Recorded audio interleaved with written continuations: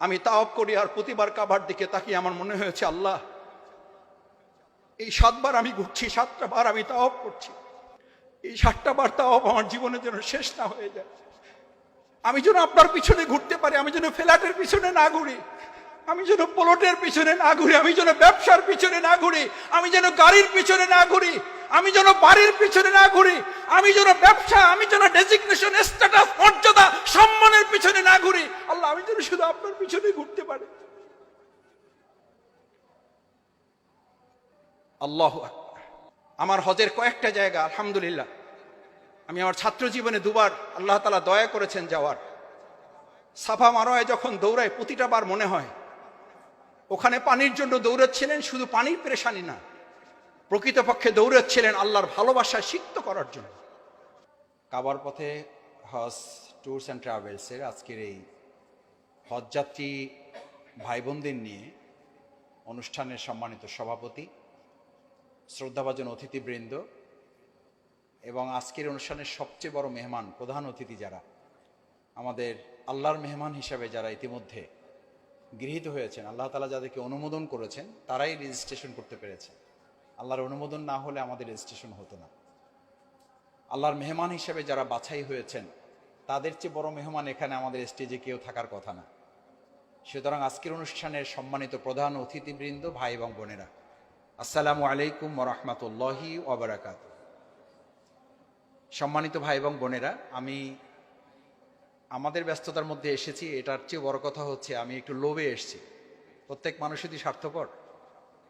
এতজন ভাই বোনের সাথে দেখা করে যদি আপনাদের কারো দোয়ায় আমি সামিল হতে পারি, শুধু এইটুকুর জন্য এসেছি আপনাদের কাছে। আর সাথে 2-1টা কথা যদি বলার সুযোগ, যেহেতু আপনারা দুপুরে লাঞ্চের দেরি হয়ে যাচ্ছে, আমি একেবারেই সংক্ষেপে 2-1টা কথা বলে আমার কথা শেষ করব। মূলত আবেদন জানাচ্ছি যে আপনারা যদি আপনাদের সময় হয়, আপনার জন্য, আপনার পরিবারের জন্য, আপনাদের অন্যান্য আরও সামগ্রিক বিষয়ে দোয়ার পাশাপাশি আমার মতো এই ক্ষুদ্র গুনাহগারের কথা যদি মনে রেখে একটু দোয়া করেন, তাহলে আমি আপনাদের প্রতি কৃতজ্ঞ থাকব। দ্বিতীয় কথা হচ্ছে, হজের জন্য আল্লাহ তাআলা আপনাকে বাছাই করেছেন। 5টি মৌলিক ইবাদতের জন্য কিন্তু আল্লাহ তাআলা সমস্ত বান্দাবান্দিকে বাছাই করেন না। আল্লাহর বহু বান্দাবান্দি আছেন এরকম একটা মৌলিক ইবাদত করা ছাড়াই তারা পৃথিবী থেকে চলে গেছেন, আরও বহু বান্দাবান্দি পৃথিবী থেকে হয়তো এরকম একটি ইবাদত ছাড়া তাদের চলে যেতে। আল্লাহ তাআলা যে আপনাকে নসিব করেছেন, এটার জন্য আল্লাহ আপনাকে বাছাই করেছেন। এই তৌফিকে, যোগ্যতা, এই আমলি যোগ্যতা এবং এই দুনিয়াবি সম্পদের যে যোগ্যতা আল্লাহ তাআলা আপনাকে দিয়েছেন, আমার বোধহয় হৃদয় উজাড় করে মনের সমস্ত আবেগ দিয়ে আল্লাহর শুকরিয়া আদায় করা উচিত। আলহামদুলিল্লাহ। দ্বিতীয় কথা হচ্ছে, আপনি যখন ইহরাম করবেন, আপনি যে সাদা কাপড়ে নিজেকে আবৃত করবেন, অনুভূতিটা যেন আমি লালন করতে পারি। অনুভূতিটা কি? আসলে এটার মূল কথা হচ্ছে, আল্লাহ তাআলা আপনাকে পৃথিবীতে পাঠিয়েছেন একেবারেই মুসাফির হিসাবে। ইহরামের মধ্য দিয়ে আপনাকে স্মরণ করানো হচ্ছে যে আপনি মৃত্যুর পথযাত্রী। এটাই হচ্ছে আপনার ড্রেস। এই যা যা ড্রেস আমরা পরিধান করি, এগুলো আমাদের ড্রেস না। ইহরামের ওই ড্রেসটাই হচ্ছে আমাদের। আপনি দুনিয়ামুখী মানুষ না, আপনি আসলে কি মুখী মানুষ? আখিরাতমুখী মানুষ, পরকালমুখী মানুষ। আপনি সেটার জন্য নিজেকে প্রস্তুত করেছেন, এটাও আপনাকে স্মরণ করিয়ে দেয়। তৃতীয় কথা হচ্ছে, আপনি একটা স্লোগান, ওখান থেকে যখন প্লেনে আপনাকে বলা হবে যে আপনি এখন থেকে মিকাতের মধ্যে পড়ে গেছেন, এখন থেকে একটা স্লোগান পড়া শুরু করেন। কি পড়েন স্লোগান? এই লাব্বাইক শব্দটা যদি আপনি ধারণ করতে পারেন, আপনি তো লাব্বাইক শুধু এটার জন্য বলছেন না, স্লোগানটা এত বেশি বার দেওয়া হয় এবং জোরে বলতে বলা হয়। জোরে বলতে বলা হয় কেন? সূরা হিজরের 94 নম্বর আয়াতে আছে যে আল্লাহ তাআলা বলেন, আমার নির্দেশ যা আছে, আমি যা তোমাকে সত্য কথা বলেছি, সত্যটা প্রকাশ করার ক্ষেত্রে কোনো রাগ ঢাক করবা না, ইনিয়ে বিনিয়ে কিছু করবা না, হাত কসলাইয়ে করবা না। ইসলামের মৌলিক বিধানগুলোর ক্ষেত্রে আপনি আপোষ করার কোনো সুযোগ নাই। আমাদের এখন সিস্টেম হয়েছে একটু মিলেমিশে আর কি, একটু লাইন টাইন করে। এই জন্য ওখানে বলা হয়েছে চুপচাপ বলবা না, যে যত শক্তি আছে তত শক্তি নিয়ে এটা উচ্চারণ করার জন্য বিধান দেওয়া হয়েছে। লাব্বাইক, আপনি হাজির হয়ে গেছেন শুধু হজের জন্য না, মূলত আপনি স্লোগানটা মুখস্থ করছেন এই জন্য যে আল্লাহর 1000 আদেশ 1000 নিষেধ, যখন যেটা সামনে আসবে আপনি তখনই বলবেন আমি কি আছি, হাজির, লাব্বাইক, এটা আল্লাহ বলেছেন, ব্যাস, আর কোনো কথা নেই। আমার স্ত্রী এটা পছন্দ করে না করে কিছু যায় আসে না, আমার স্বামী এটা পছন্দ করে কিছু যায় আসে না, আমার সন্তান এটা পছন্দ করে না করে কিছু যায় আসে না। ফিমা আহিব বা লাব্বাইকের 4টা অর্থ করা হয়েছে। আমি এই বিস্তারিত আলোচনায় যাচ্ছি না, আমাদের শ্রদ্ধেয় ওলামায়ে কেরামগণ আছেন, ওনারা আলোচনা করেছেন নিশ্চয়ই। লাব্বাইকের মূল 4টা অর্থ করা হয়েছে। ফিমা আহিব্বা ও কারিহা, আল্লাহর বিধানের ক্ষেত্রে আপনার পছন্দ আপনার না কার, এটা হচ্ছে হজের লাব্বাইকের প্রথম স্লোগান। ফিল উসরি ওয়াল ইউসরে, এটা যদি সহজ হয়, হজ কি কঠিন ইবাদত না সহজ ইবাদত? কঠিন ইবাদত। আপনি কঠিন ইবাদতটা বাছাই করেছেন এবং আনন্দের সাথে যাচ্ছেন এবং এটাকে আপনি এনজয় করছেন, এই কাঠিন্যতাটাকে আপনি এনজয় করছেন, উপভোগ করছেন, ভালো লাগছে যে আমি আল্লাহর একটা বিধান মানতেছি। আপনি সাফা মারোয়া দৌড়দৌড়ি করবেন, দৌড়দৌড়িটা তো শুধু দৌড়দৌড়ি না, এটাতে পেরেশানি। ওখানে আসলে কে দৌড়িয়েছিলেন? হাজের আলাইহিস সালাম। কেন দৌড়িয়েছিলেন? কি জন্য দৌড়িয়েছিলেন? কাকে দিবেন পানি? একটু সন্তানকে একটু পানি দিবেন। আমাদের অনেক সময় অনেকে বলেন, ভাই আমাদের ইসমাইলের মতো সন্তান তো খুব দরকার, মাসুদ ভাই একটু দোয়া করে দেন, আমার ছেলের নাম্বারটা দিচ্ছে, একটু কথা বলেন। তা আমি তখন একটু আফসোস করে মাঝে মধ্যে বলি, খালাম্মা বা খালু যান বা চাচা যান বা চাচি যান বা দাদা যান বা দাদি যান, আমরা আফসোসের জায়গাটা হলো আমরা ইসমাইল প্রত্যাশা করি, কিন্তু আমাদের ওই একই ঘরে হজরত ইব্রাহিম এবং হজরত হাজেরা আলাইহিস সালাম আমরা তৈরি করি না। আমি ইব্রাহিম হই না, আমার স্ত্রী হাজেরা হয় না, অথচ ওই সংসারে আমরা একজন কি কল্পনা করি? আচ্ছা আপনি বলেন আগে ইব্রাহিম হাজেরা নাকি আগে ইসমাইল? কিন্তু আমাদের কল্পনাটা কি, আমাদের প্ল্যানটা কি? আমি ইব্রাহিম হব না, আমি ইব্রাহিমের দ্বারে কাছেও যাব না, আমি হাজেরা আলাইহিস সালামের পদাঙ্ক অনুসরণ করব না। তিনি ছটফট করেছিলেন আল্লাহর বিধান বাস্তবায়ন করার জন্য। তিনি শুধু ইব্রাহিম আলাইহিস সালামকে জিজ্ঞেস করেছিলেন, আমাকে আমার এই নিষ্পাপ কলিজার টুকরা নাবালক সন্তানটা রেখে আপনি এখানে যে ফেলে যাচ্ছেন, এটা কি আপনার প্ল্যান নাকি আল্লাহর প্ল্যান, নাকি আর কিছু জিজ্ঞেস করেছেন? আপনার মতো এত নিষ্ঠুর নির্দয় মানুষ আমি তো পৃথিবীতে দেখি নাই। এটা হয় নাকি? আপনার কি সামান্যতম বিবেক আছে? কিচ্ছু নাই, জনমানবহীন একটা জায়গায় আপনি আমার কলিজার টুকরা সন্তানটা ফেলে যাচ্ছেন। আচ্ছা বাদ দেন আমার কথা, আমি আমাদের পরিবারগুলোতে তো এই কথাই প্রতিধ্বনি শুনতে পাই, বাদ দেন আমার কথা। সন্তানটার দিকে তো একটু তাকাবেন নাকি? নাকি খালি ইসলাম নিয়ে পড়ে থাকবেন? নাকি খালি কোরআন হাদিসের আলোচনা নিয়ে পড়ে থাকবেন? নাকি খালি কোরআন হাদিসের কথাই আমাদের পেট ভরবে? দেখছেন পাশের বাড়ি ডাক্তার হয়ে গেছে, ইঞ্জিনিয়ার হয়ে গেছে, কবি হয়ে গেছে, সাহিত্যিক হয়ে গেছে, সাংবাদিক হয়ে গেছে, আপনার ছেলের কি অবস্থা? গাড়ি হয়ে গেছে, বাড়ি হয়ে গেছে, ফ্ল্যাট প্লট সব হয়ে গেছে, আমরা কোথায় পড়ে আছি? হাজেরা আলাইহিস সালাম কিছুই জিজ্ঞেস করেনি, শুধু দুটো কথা জিজ্ঞেস করেছে, আপনি যে আমাকে এখানে রেখে যাচ্ছেন, ফয়সালাটা আপনার নাকি আল্লাহর? ইব্রাহিম আলাইহিস সালাম কি বলেছিলেন? এরপরে হাজেরা আলাইহিস সালাম তো আরো কিছু জিজ্ঞেস করেছিলেন যে না হাজেরা, যদি এটা আল্লাহর হয়েও থাকে তাহলে অন্তত কিছু একটু ব্যবস্থা করে যান, নালে এখানে আমি কেমনে থাকবো বলেন? এটা কি বাস্তব? আপনি বা কেমনে একজন পুরুষ মানুষ হিসেবে এটা পারবেন? আল্লাহু আকবার। আমার হজের কয়েকটা জায়গা আলহামদুলিল্লাহ আমি আমার ছাত্র জীবনে 2বার আল্লাহ তাআলা দয়া করেছেন যাওয়ার। সাফা মারোয়ায় যখন দৌড়ায় প্রতিটা বার মনে হয় ওখানে পানির জন্য দৌড়াচ্ছিলেন, শুধু পানির পেরেশানি না, প্রকৃতপক্ষে দৌড়াচ্ছিলেন আল্লাহর ভালোবাসা সিক্ত করার জন্য। আপনি যখন উঁচু জায়গায় দৌড়াবেন, ওখান থেকে নিচে নামবেন, ওখানে বলা হয় দেখবেন যে আরবের যারা ওখানে লোকরা থাকে শুধু এরকম করতে থাকে, মানে আস্তে হাঁটতে বলে না, কি করতে বলে? দৌড়ান, একটু দৌড়ান। একটু বিদ্যা যারা তাদেরকে বলে একটু দৌড়ান, না হলে হুইল চেয়ার নেন, দৌড়ান, পেরেশানিটা নেন। পেরেশানিটা শুধু ওইটুকুতে দৌড়ি না, পেরেশানিটা হচ্ছে আল্লাহর আদেশ বাস্তবায়ন করতে পারা। আপনি যে বাংলাদেশে বাস করেন, আমার কথায় অন্যভাবে নিয়েন না হাজী সাহেবগণ, আল্লাহ তাআলা আপনাদের হজ কবুল করুন। আমি বলেছি শুধু একটু দোয়া নেওয়ার জন্য এসছে, আর বাকি যতটুকু কথা পছন্দ হলে আল্লাহ কবুল করুন, না হলে আপনাদের মাথা থেকে আল্লাহ যেন ভুলিয়ে দেয়। ওখানে পেরেশানিটুকু এই যে আল্লাহর নির্দেশ বাস্তবায়ন করার জন্য উনি দৌড়দৌড়ি করেছেন, আপনি ওখানে দৌড়দৌড়ি করে কি শেষ করবেন? আপনার ওই সাফা মারার দৌড়দৌড়িটুকু দেশে ফিরে এসে আপনি এখানে তো দৌড়দৌড়ি করবেন আল্লাহর বিধান এখানে কার্যকর আছে কিনা, যদি না থাকে তাহলে এখানে তো আপনার দৌড়দৌড়ি করা দরকার, এখানে তো আপনার পেরেশান থাকা দরকার। আমার দৌড়দৌড়ির পেরেশানিটুকু ওখানেই শুধু শেষ হয়ে যায় কেন?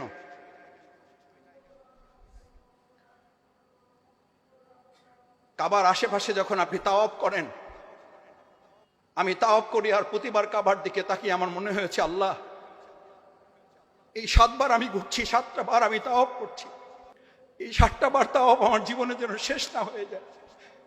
আমি যেন আপনার পিছনে ঘুরতে পারি, আমি যেন ফ্ল্যাটের পিছনে না ঘুরি, আমি যেন প্লটের পিছনে না ঘুরি, আমি যেন ব্যবসার পিছনে না ঘুরি, আমি যেন গাড়ির পিছনে না ঘুরি, আমি যেন বাড়ির পিছনে না ঘুরি, আমি যেন ব্যবসা, আমি যেন ডেজিগনেশন, স্ট্যাটাস, মর্যাদা, সম্মানের পিছনে না ঘুরি। আল্লাহ আমি যেন শুধু আপনার পিছনে ঘুরতে পারি।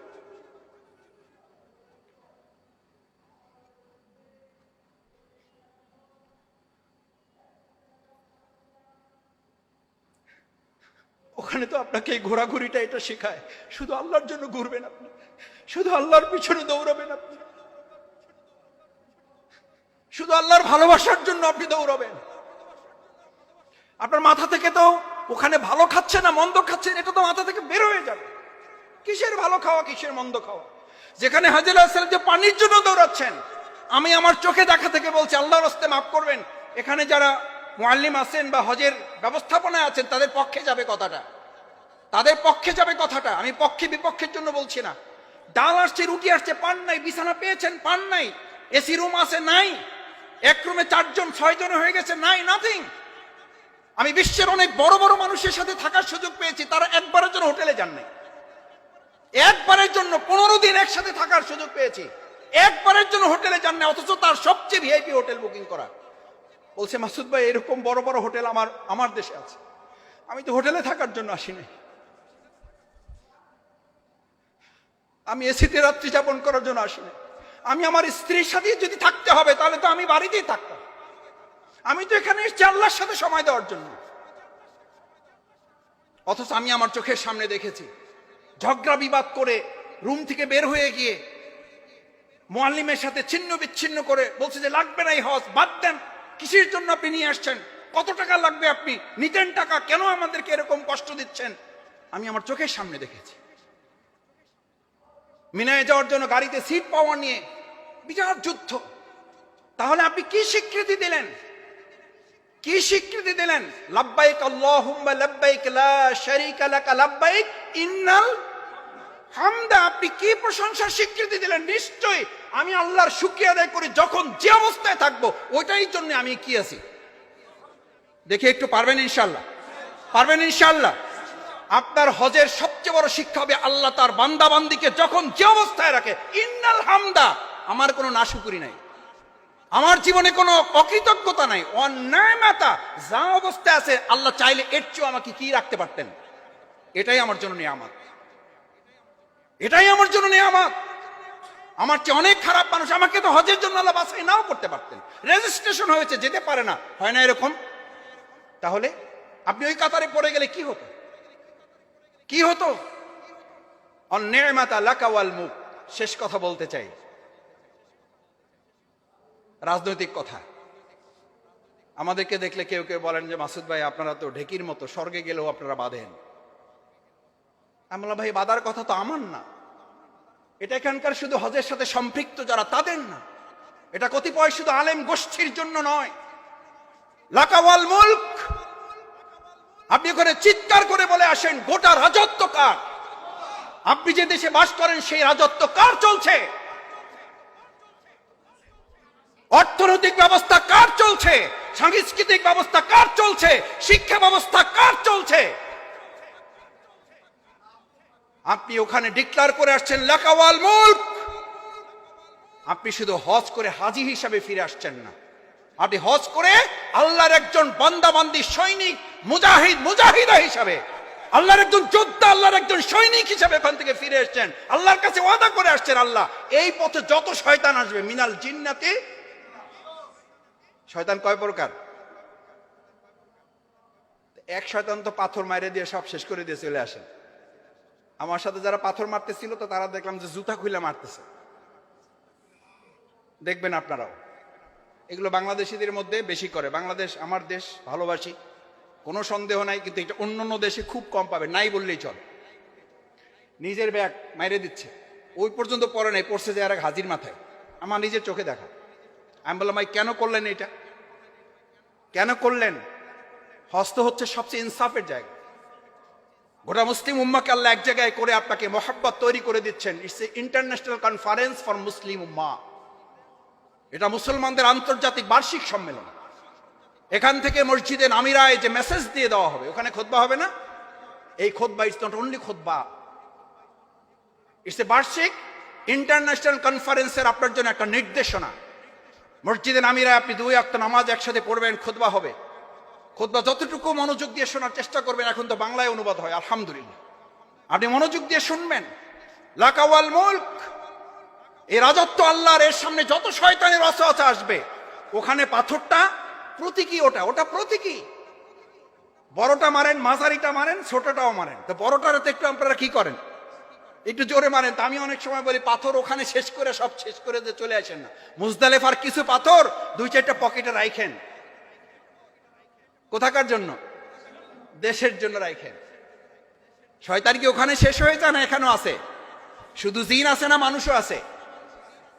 এই কথা বললে বলবে যে এই তো সন্ত্রাসী কথা, এই তো উগ্রবাদী কথা। আরে ভাই এই কথা তো আমার না, আপনি ঘোষণা করছেন লাকা ওয়াল মুলক, রাজত্ব চলবে আল্লাহর। ইনিল হুকমু ইল্লা লিল্লাহ, যিনি সৃষ্টি করেছেন, সৃষ্টি যার, আইন চলবে তার। আপনি যে রাজত্বে বাস করছেন, যদি আপনার চেহারা পরিবর্তনটুকু না হয়, আপনি কোরবানি পেশ করছেন ওখানে দুম্বা, এই দুম্বা কোরবানি তো শুধু দুম্বা কোরবানি না, আপনার গোটা জীবন কোরবানির, ওটা প্রতীকী কোরবানি। আপনি সিদ্ধান্ত নিয়ে আসছেন যদি প্রয়োজন হয় আমার জীবনের কোরবানির জন্য আমি প্রস্তুত থাকবো ইনশাআল্লাহ। এটা হচ্ছে হজ, এটা হচ্ছে হজ। আরাফায় যাবেন, আরাফার তো খুব কম সময়। এটা কোন আরাফা? যেখানে আমরা একত্রিত ছিলাম আলমে আরাফা, কিসের জগতে? আবার আমাদেরকে ওখানেই কি করতে হবে? একত্রিত করা হবে। সেই জায়গাটা, যেই জায়গাটা আপনি দেখে আসতেছেন, সুবহানাল্লাহ, আল্লাহ আমাদেরকে এই জায়গায় একত্রিত করেছেন। পুরো সময়টুকু চোখের পানিতে ভিজাবেন। মুজদালিফা সবচেয়ে কঠিন জায়গা, চোখের পানিতে ভিজাবেন ওই জায়গাটুকু। মিনায় যতক্ষণ থাকবেন, গল্প গুজব, ছবি, ফেসবুক, ভিডিও, আল্লাহর রাস্তে সিদ্ধান্ত নেন। ছেলে মেয়েদেরকে যারা আছে বলে যান যে এই 15 দিন, 20 দিন, 25 দিন তোমাদের সাথে কি থাকবে না। ধরে নাও যে আমি কোথায় চলে গেছি, আমি কবরে চলে গেছি, আমি সাদা কাপড় পরেছি, আমার কথা ছেড়ে দাও, আমি আর ফিরে আসতেও পারি না আসতে পারি। আমি অনেককে খেয়াল করেছি, এখনকার আধুনিক তথ্য প্রযুক্তির যুগ হওয়ার কারণে ফুল টাইমটুকু তাওয়াফ করতেছে, এরকম করে তাওয়াফ করতেছে। আরে ভাই আপনি মোবাইল দেখতেছেন নাকি তাওয়াফ করতেছেন? আপনার মতামত থাকতে হবে আল্লাহর দিকে। আপনি মিনাতে আছেন, ওখানে বসে ভিডিও কল দিচ্ছেন। আপনি আরাফায় আছেন, থাকবেন কতটুকু সময়? কয় দেখো গাছপালা কত সুন্দর। আরে ভাই গাছপালা তো বাংলাদেশেও আছে, আপনি কি দেখাচ্ছেন? এত সবকিছু যদি ভিডিওই করতে হবে, তাহলে আল্লাহর কাছে কি সংরক্ষণ থাকবে? আল্লাহর ক্যামেরায় কি ভিডিও হচ্ছে, আর সে আজিব থেকে আপনাকে কে দেখছে? আপনি ওই সময় শুধু এতটুকু খেয়াল করেন যে আমাকে পৃথিবীর কেউ দেখছে না, শুধু আমাকে কে দেখছেন? আল্লাহ সুবহানাহু ওয়া তাআলা। সম্মানিত ভাই বোনেরা, আসুন আল্লাহ তাআলা যে স্লোগানে আপনাকে উজ্জীবিত করেছেন, ওই স্লোগান আলোকে আমার জীবনটা হবে। অনেকে জিজ্ঞেস করেন ভাই আমার হজ, আমার ইবাদত। আমি অনেক সময় বলি নামাজ রোজা কবুল হয়েছে হয় নাই, বুঝার উপায়টা কি? এই কথাটুকু বলে শেষ করছি। বুঝার উপায় হচ্ছে আপনি এখন থেকেই ফিল করবেন যে আগের তুলনায় আপনার দুনিয়ার প্রতি ভালোবাসা কমতেছে নাকি বাড়তেছে। ক্বালা রাসূলুল্লাহ সাল্লাল্লাহু আলাইহি ওয়াসাল্লাম সাররাতকা হাসানাতুকা ওয়া সাইয়্যাতুকা সাআতকা ফা আনতা মুমিন। তুমি ইমানদারের পরিপূর্ণতা লাভ করছো, এটা বুঝার উপায় হচ্ছে তুমি যখন আল্লাহর কোনো নির্দেশ মানতে পারো তখন তোমার ভালো লাগে, যখন কোনো অন্যায় হয়ে যায় তখন অনুতপ্ত অনুশোচনায় তোমার হৃদয়টা ফেটে যায়।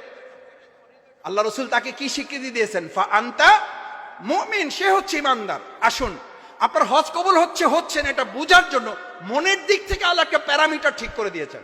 আপনি যদি দেখেন আগের যে গুনাহগুলো, আগের যে অন্যায়গুলোর সাথে সম্পৃক্ততা ছিল, পর্যায়ক্রমে ওগুলো থেকে আস্তে আস্তে আপনার একটা ঘৃণা তৈরি হচ্ছে, আল্লাহর আদেশগুলো বাস্তবায়নের প্রতি আপনার আগ্রহ তৈরি হচ্ছে, তাহলে বোঝা যাবে যে আপনার হজ আল্লাহ কি করেছেন। আর যদি দেখেন আগের যে গুনাহগুলো করে গেছেন, মনের মধ্যে শয়তান ওয়াসওয়াসা দিচ্ছে, বাইসা থাকলে হজ তো আবার, টাকা পয়সা তো আল্লাহর মধ্যে কম দেয় নাই, আল্লাহ চাইলে আবার করতে পারবো, আবার মাপ চাবা, অসুবিধা নেই। আরে ভাই টাকা আছে, মাপও চাইবেন, যাইতেও পারবেন, ঠিক আছে, কিন্তু মৃত্যুর আগে আর সেইটা কপালে জুটবে কিনা সেই ফয়সালা, সেই সিদ্ধান্ত, সেই নিশ্চয় থেকে আপনার আমার কারো আছে? তার মানে ধরতে হবে দিস ইজ হাজ, শুধু না, ইসলামের বিধান হচ্ছে যে ইবাদতটা যখন করবেন ধরে নিতে হবে এটাই হচ্ছে মৃত্যুর আগের আমার সর্বশেষ ইবাদত। সেভাবে আল্লাহ তাআলা আপনাদের হজগুলো কবুল করুন, সেই প্রত্যাশা ব্যক্ত করে আবারও আমাদের সম্মানিত ভাই এবং বোনদের কাছে, আমাদের জন্য, আমার জন্য, গোটা মুসলিম উম্মার জন্য, বিশেষ করে আমাদের প্রিয় মাতৃভূমি জালিমের যে রাজত্বে আছে, এই জুলুমের রাজত্ব থেকে এটাকে ইসলামের রাজত্বে প্রবেশ করানোর জন্য আল্লাহর হস্তে আপনারা সবাই দোয়া করবেন ইনশাআল্লাহ। আল্লাহ তাআলা আপনাদের হজ কবুল করুন, আপনাদের সাথে আমাদের মতো গুনাহগারদেরকেও কবুল করুন। আসসালামু আলাইকুম ওয়া রাহমাতুল্লাহি ওয়া বারাকাতুহু।